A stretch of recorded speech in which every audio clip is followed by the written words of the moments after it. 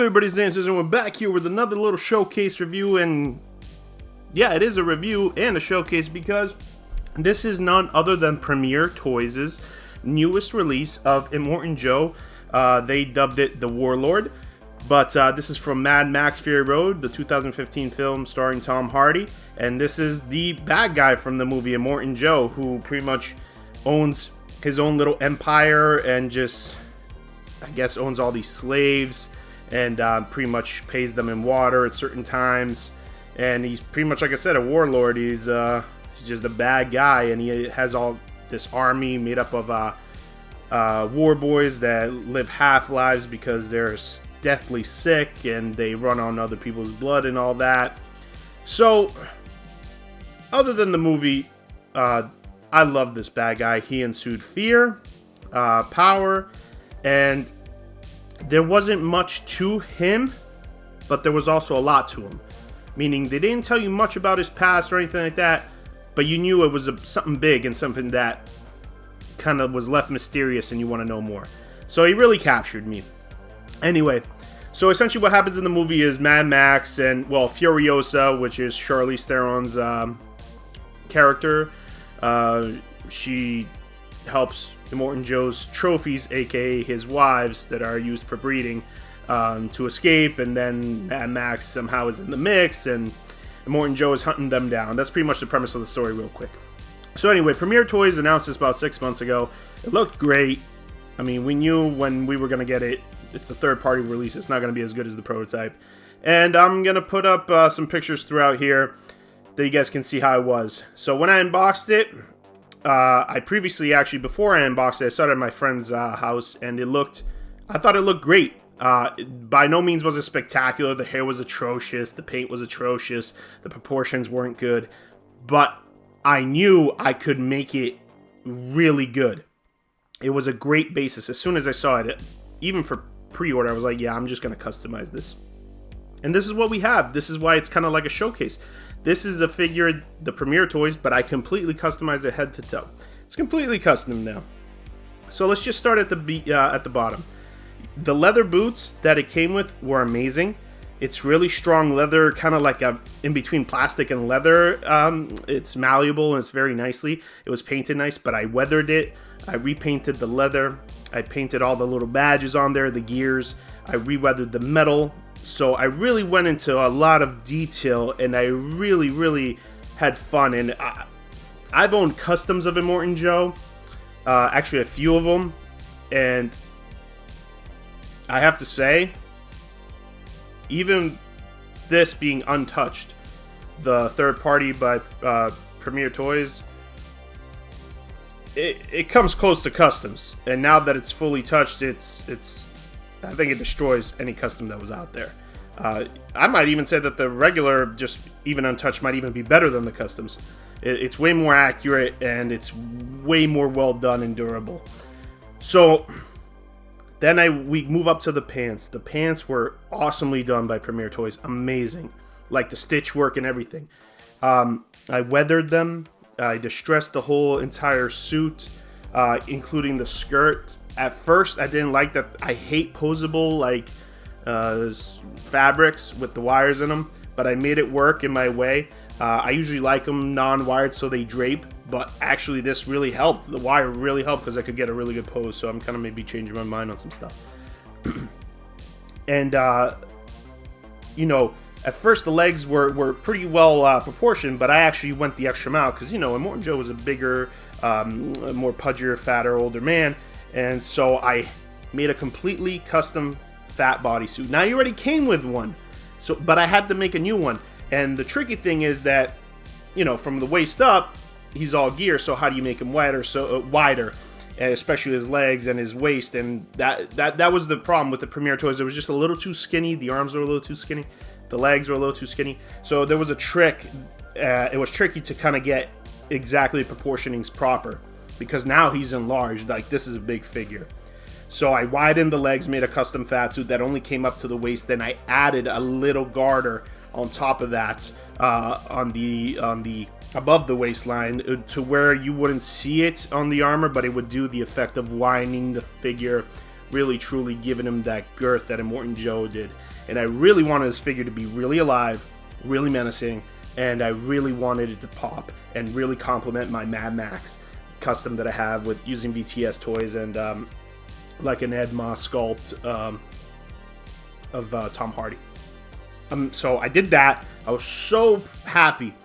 The paint on the body is okay, but I repainted everything. And I'm telling you, from legs up, made it the accurate white, pale color it's supposed to be with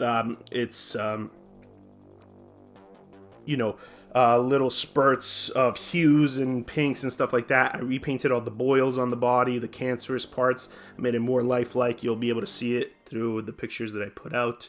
Reweathered the belt. Actually redid the belt, added some leather to it. It was a whole thing, because once you widen it, the belt isn't really going to go all the way through. So I had to do that on one of the belts. The other Velcro belt, I have it placed there permanently, so that way it does its job. I reweathered the metal on the belt, reweathered the chains, repainted all the chains. Like, this is completely touched from head to toe. What else? Let me just move the figure so I can see.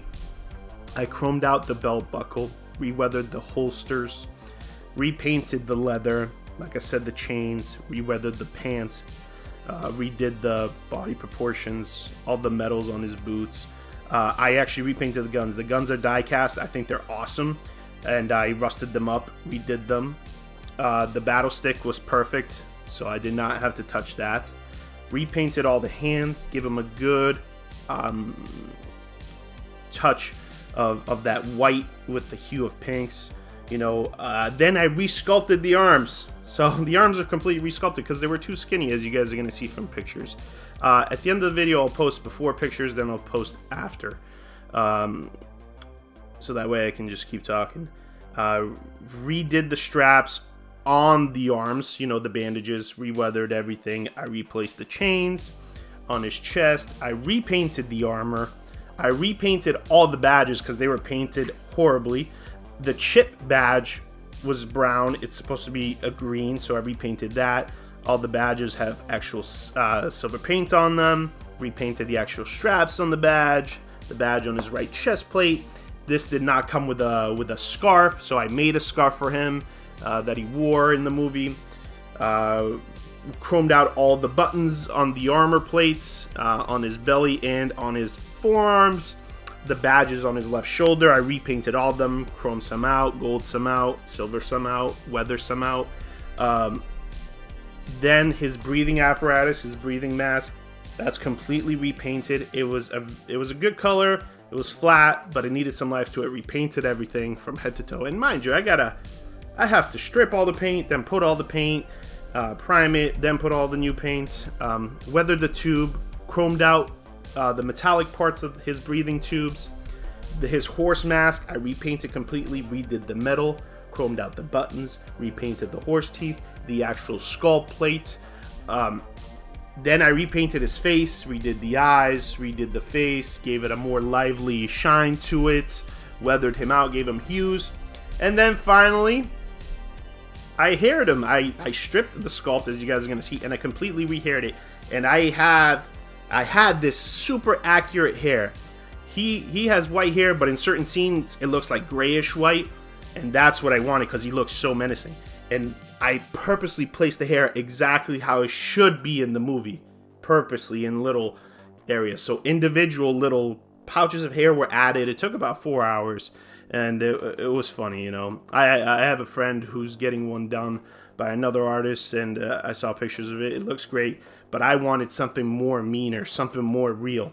This invokes to me real, menacing, mean, alive, coming through, So that's what I needed from an Immortan Joe, and I haven't seen anybody custom or anybody else put it out there yet, and I was just like, you know what, I'm just gonna do it myself. And I had a lot of fun, and I think this thing came out great, and I'm extremely proud of it. Can't wait to put it over there.